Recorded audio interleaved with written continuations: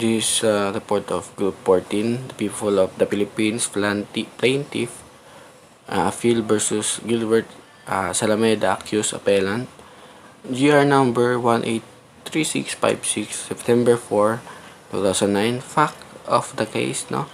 The petitioner was charged and found guilty of violating Section 11 and 12 of RA 9165 or Comprehensive Drug Act of 2002.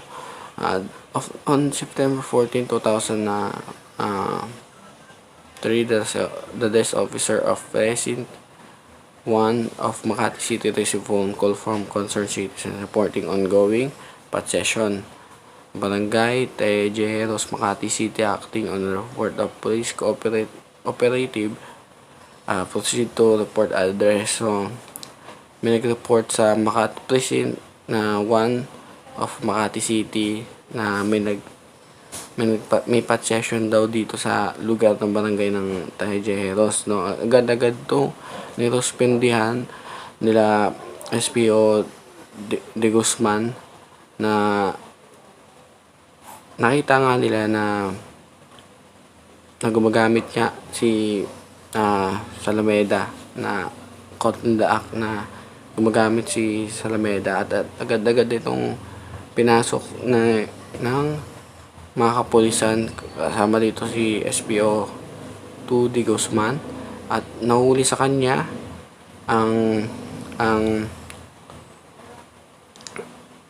rectangular sachet containing with crystalline substance and aluminum foils or confirm later that the trace merong shabu na trace doon, pair of scissors, disposable lighter, bag with plastic zipper, an improvised torture.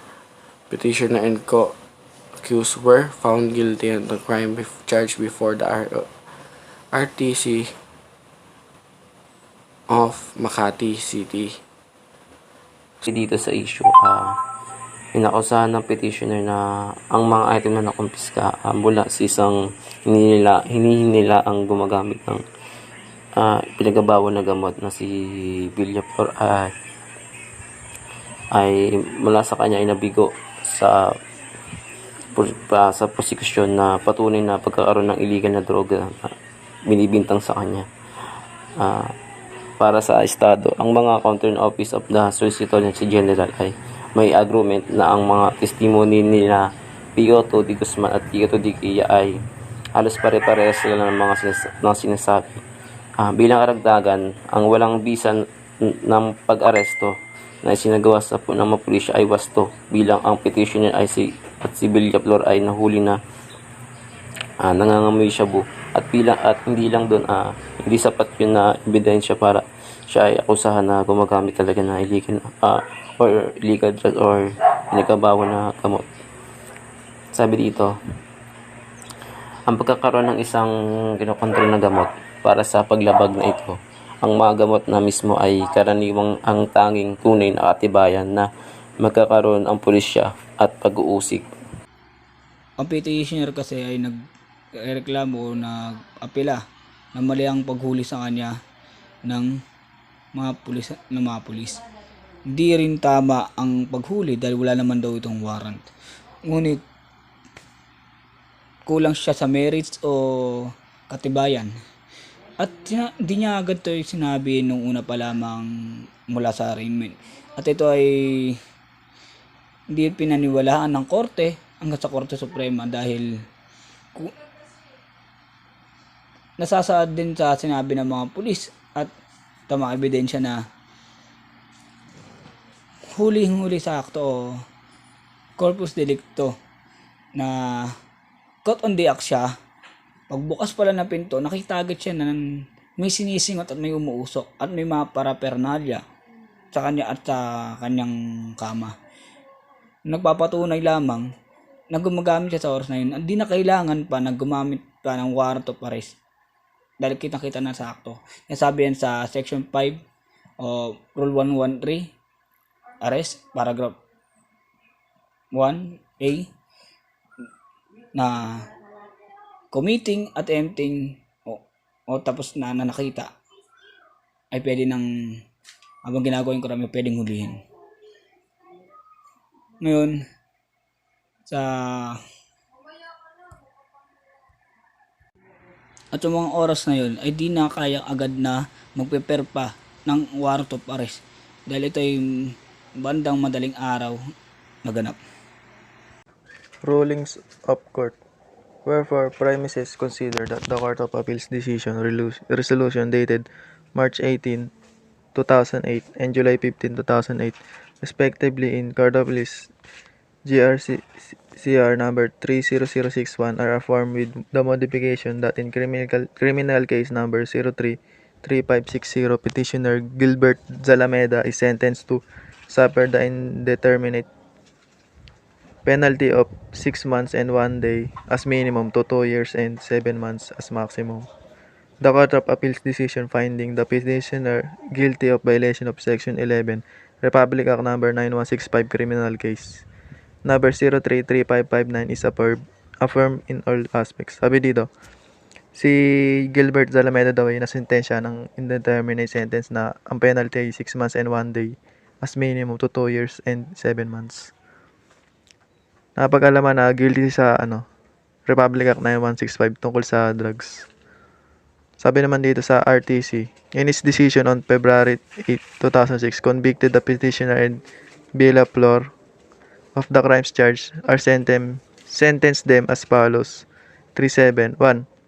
In criminal case number 033559, the accused Gilbert Zalameda is found guilty beyond the reasonable doubt of crime of violation of Section 11, Article 2, Republic Act 9165 in sentence to suffer indeterminate prison to 12 years 1 day as minimum to 14 years as maximum pursuant to the indeterminate sentence Republic Act number 4103 as amended to pay a fine of 300,000 pesos.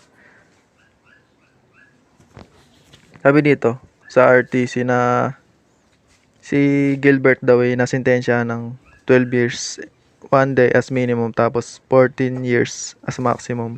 Indeterminate sentence siya, kumbaga mapag-uusapan pa rin. At pinagbayad siya ng 300,000.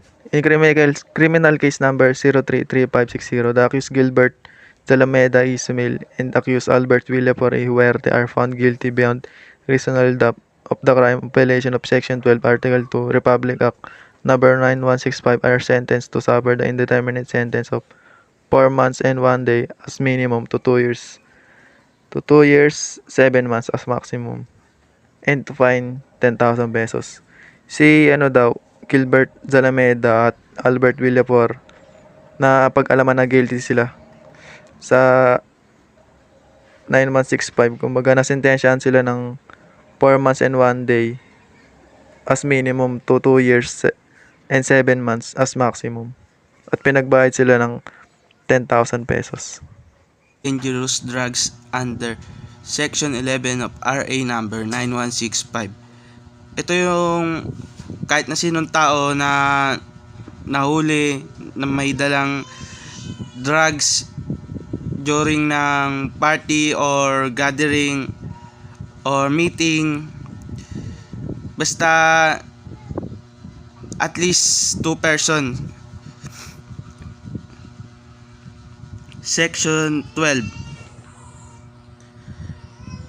Sa Section 12 are possession or control by the accused of any equipment, apparatus, or other paraphernalia fit or intended for smoking, consuming, and administering, injecting.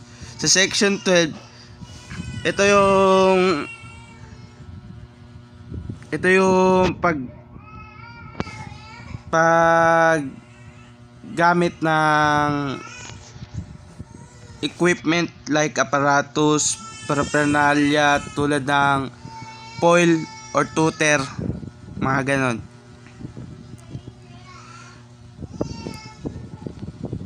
Section 5 Rule 113 is commonly known as an in flagrante delicto arrest. This in flagrante delicto, it is a warrantless arrest or caught in the act. Yung kita mo mismo yung ginawa niya, like kunwari nagsasabu sa harap mo,